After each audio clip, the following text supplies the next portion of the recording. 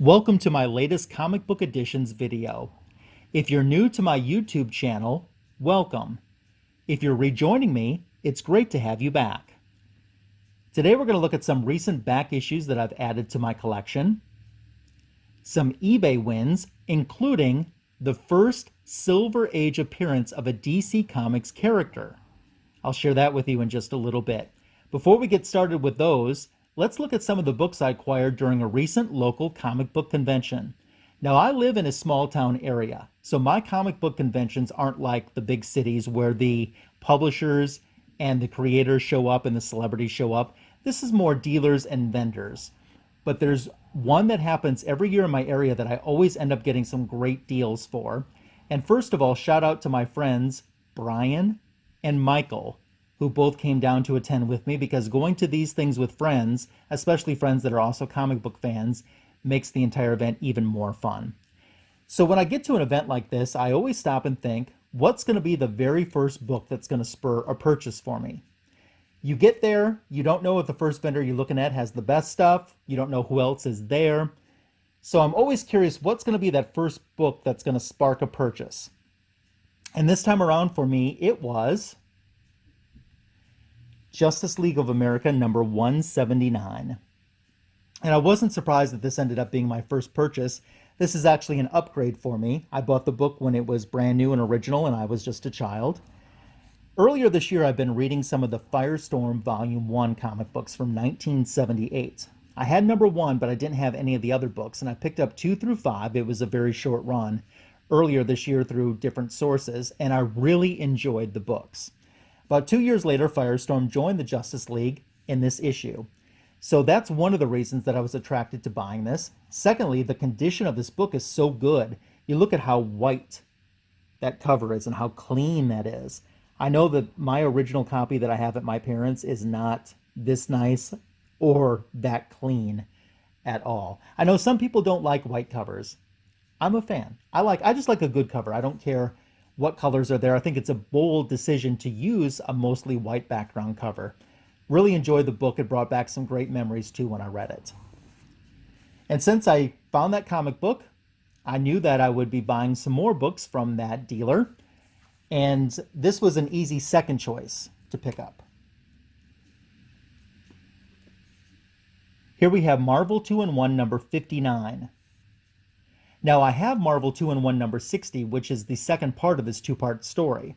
For some reason, I always thought that I had number 59. It wasn't until I started entering my comic books into my CLZ app last summer, that I realized that I didn't have this issue. I know I've seen this issue before. I know I've had the opportunity to buy this issue before. I always thought I had it. But now I do have it. Really enjoyed the story. And of course, we know as comic book fans that Wasp likes to change her costume many times, but this was one of the ones that she wore a little more frequently in various appearances that she had made.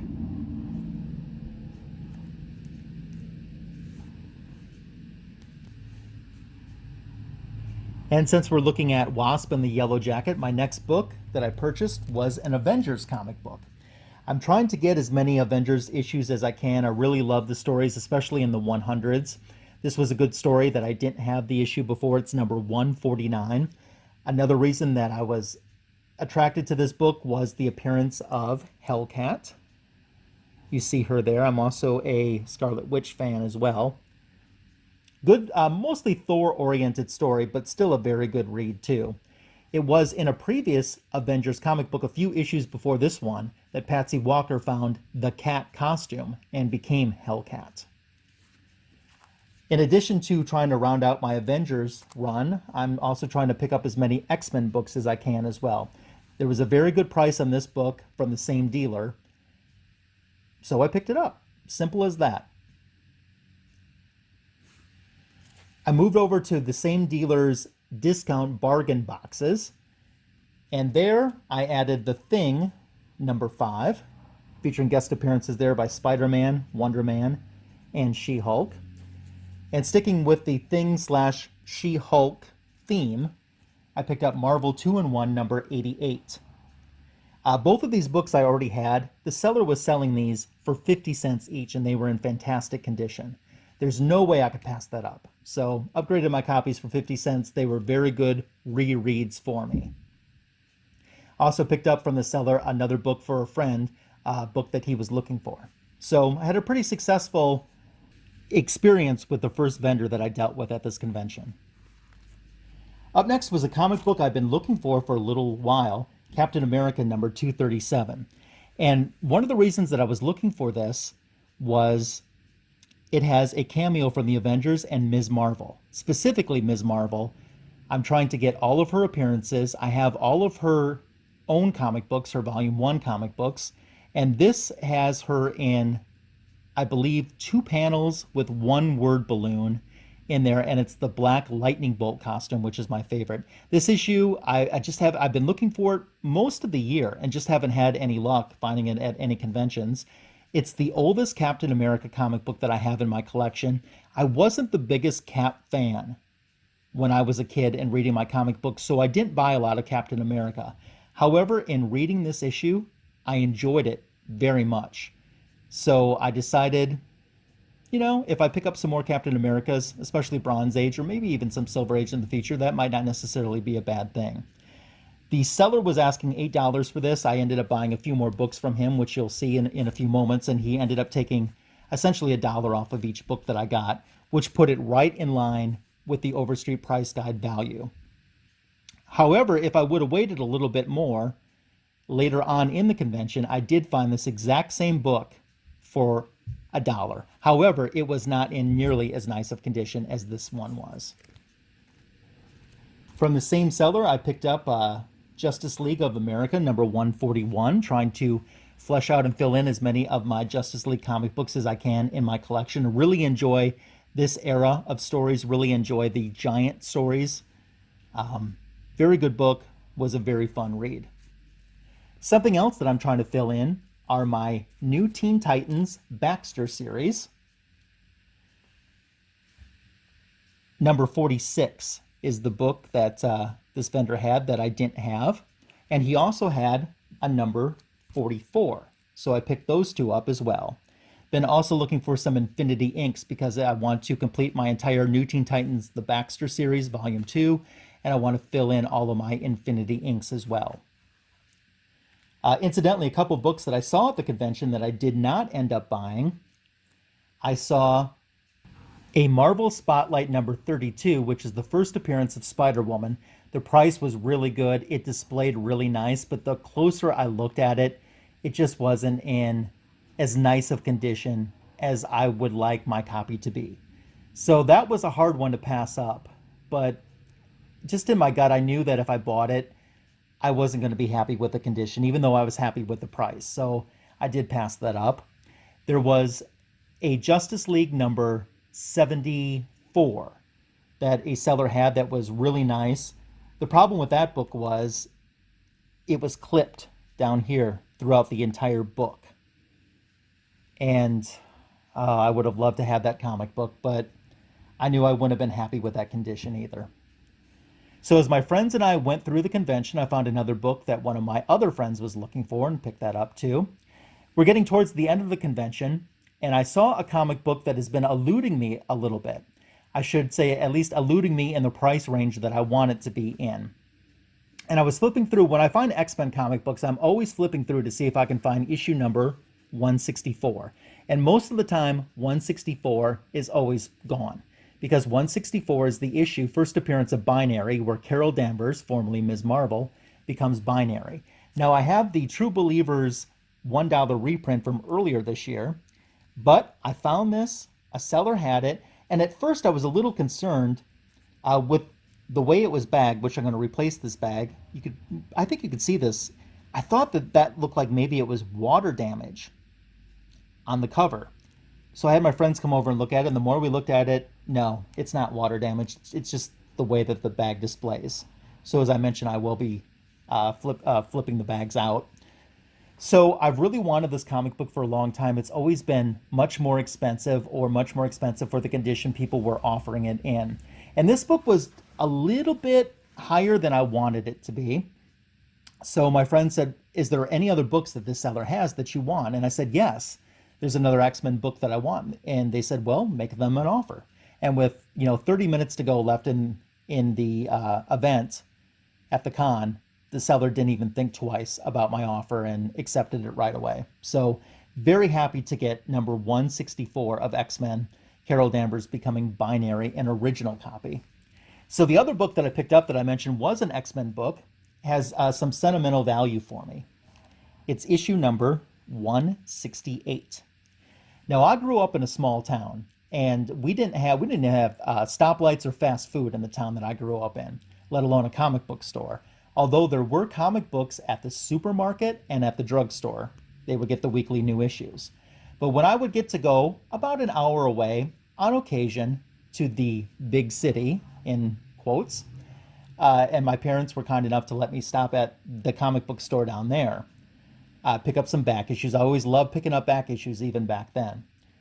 They had all of their back issues behind the counter on these big shelves. And they were in long boxes and short boxes. But in front of the boxes, they took a comic book and had it bagged up, and it hung in front of the box. So they knew, okay, X-Men comic books are behind the X-Men comic book in this box. And they would change out which comic books they would use to display on the front. And it's amazing. I only remember certain comic books that were used as display ones. For some reason, I really remember the different X-Men comic books that they used, like number 135 for a while was the one that they had in front of the X-Men box. And later on, number 168 was the comic book that they used to represent the X-Men box at that store. I've always wondered about the comic. I think the cover looks great. My friend Andre in Brazil tells me that the Brazilian version of this comic book features a word balloon with Kitty Pryde saying, "Professor X is such a jerk," which is actually what she says in the very first full-page splash of the issue. So those were my comic book purchases at the convention. Although I'm not exactly done with books from the convention, I'll explain more in a second. I have to say, overall, really enjoyed the convention again. Thought their prices were very good. People were getting a lot of deals. That was pretty awesome. I even saw a Superman number 7 from 1940 at the convention. Now, that's not something that you see just every day. I didn't inquire about the price of it, but it's still cool just to see it all slabbed up and available to purchase. So that same vendor that had the Superman number 7, I was looking through their books. I had stopped at that booth earlier, and I don't remember seeing this book when I started re-looking through. Wonder Woman number 75. And as my friend Michael described, he says, when I was flipping through the boxes, the look of excitement and happiness on my face when I found this comic book, and then I flipped it over to see how much it costs, and he said that completely disappeared. And he knew at that moment I had to have that comic book. Even though it was out of my price range, Michael gifted it to me. Michael and his brother Brian gifted it to me. And I'm actually still feel like I'm in a little bit of shock. That was so generous, unexpected, and I can't believe it. It's the second oldest Wonder Woman comic book that I own now. This book, number 75, came out in 1955. But what is great about it is the amazing condition that it's in. I just can't believe how great of shape this book is in. Now, the seller wasn't asking really anything too out of the question price-wise, considering how nice this book is in, condition-wise, but it just was out of my budget, and I was okay with leaving it there. It was just fun to see. I wasn't expecting to see it. This is what I would consider a legacy gift, and if you're not familiar with a legacy gift, I guess that's something that someone gifts to you, and it doesn't have to be something expensive by any means, but they gift it to you because they know that you absolutely love it and that you would never get rid of this item.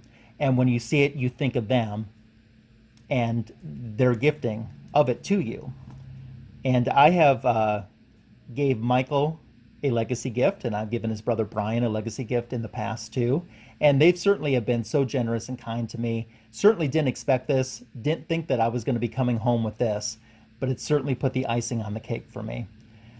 My original goal was try to collect Wonder Woman number 106 on up. And the reason I chose 106 is because issue number 105 is scarce. And I thought, well, you'll never be able to find that comic let alone if you do, you'll never be able to afford it. So any comic book that I get pre issue number 105, or 106, I should say, is just icing on the cake for me. And I absolutely love this book and the amazing condition that it's in. And I can't thank my friends enough. They absolutely didn't have to do this for me, but it certainly meant the world to me. It took a long time to actually kick in that I actually had this book. Even after I knew it was in the car, hours later, I was just starting to process the fact that this truly was an A-OK. To say the least, it's an A-OK in huge font and bold letters. And walking out of the con with that book, which was a surprise, they still weren't done surprising me. Brian had mentioned to me right before we left, he said, hey, there was a comic book, a Justice League comic book that you were interested in, that you were going to look at before we left. And sometimes I do that. You know, if I see a book and I have to have it, I will snatch it up right then. But if I'm not sure, sometimes I'll just leave it to the end. If it's still there and I still have money and I'm still in budget, that's fine. I'll go get it. If not, then it just wasn't meant to be. Well, I said, yeah, I went back to get the book and it was gone. Well, the reason that it was gone was because he picked it up for me. That's Justice League number 4, the Jim Lee variant cover, San Diego Comic-Con exclusive foil cover from 2017. I had been looking at this book for about the last 2 years on eBay. I certainly didn't expect to find it at a little small dealer convention in the Midwest. And they only had one, and the price was better than anything that I had ever seen on eBay. It still was sealed. I plan on keeping it sealed. If I need to read the issue, I will read a digital copy of it.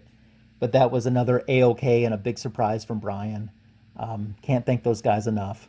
Not only for coming down and going to the con with me and all of the fun that we had when we were there, but for the extra special surprises and gifts. Not necessary, not required, but certainly appreciated. So what do 3 guys do when they finish wrapping up a comic book con? Well, they go to the local comic book store in town and would look at some more comic books. And that's exactly what we did. I didn't end up purchasing anything, but my friends did find a few other editions that they were looking for their collection. So those are the books that I came home from this convention with some great memories and fun times. Let's look at some recent eBay wins. This first is one that I teased at the very beginning of the video. I'm so excited, I can't believe that I actually own this book that I'm about to show you. This is a book I think I've wanted ever since I started collecting comic books. I've had a little digest-sized book that reprinted this story when I was a kid, but of course you want the original. And I've read this story digitally, but you still want the original. Only a few times have I ever actually seen this book, and it was always out of my price range. When it recently came up for auction on eBay and ended up going so low, I had to put a bid in, and I got it for an incredible price. I'm very happy for it. It is the first Silver Age appearance of Black Canary. That's Justice League number 75. Of course, I was talking earlier about issue number 74.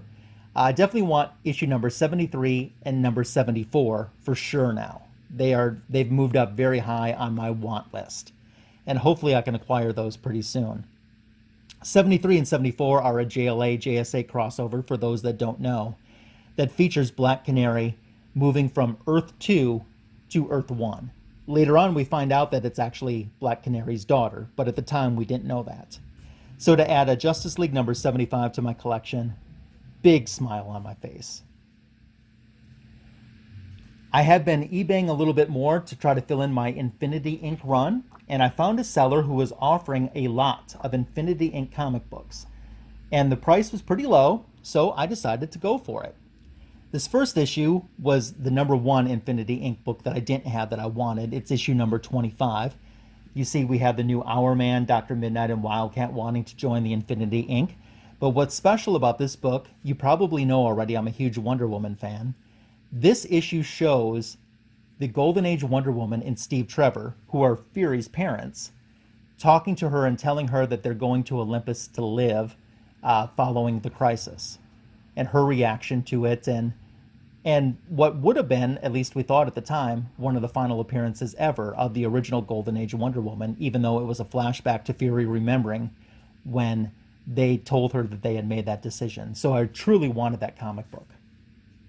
Another Infinity Inc. book that kind of dealt with the aftermath of Crisis and the Justice Society was issue number 30. That was a very good read, too. Issue number 31 was in the lot. This issue, as you can see, features Joni Thunder. And it's also the issue where Star Spangled Kid gets a brand new costume and assumes the identity of Skyman. So that would be his first appearance as Skyman. Issue number 32, good Psycho Pirate story.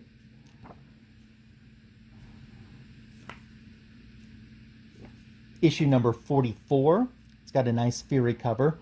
I probably will replace this one just for condition-wise. Now, the seller said that the books were very fine near mint, and said, but I'm sure they would grade much higher. I am very picky. I would have to say, getting the books that I got, I think very fine near mint was generous, but the lot was so low, and I didn't pay much for them. And to have to replace any books like number 44 isn't going to cost me very much, so no big deal. They weren't exactly as near mint / very fine or better.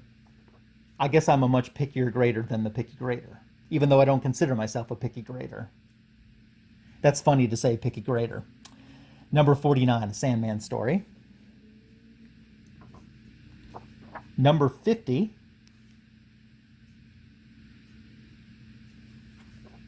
number 52,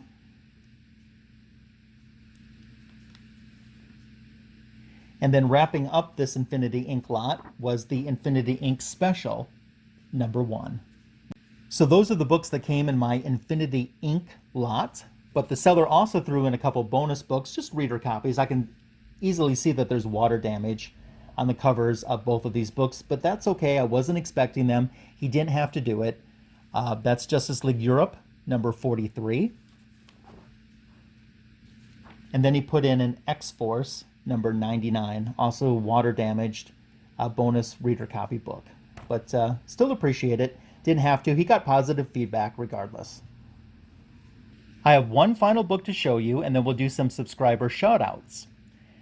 This last book that I have to show you, I've accumulated a lot of eBay bucks in the last few months, much more than I normally would accumulate in a 3-month time period.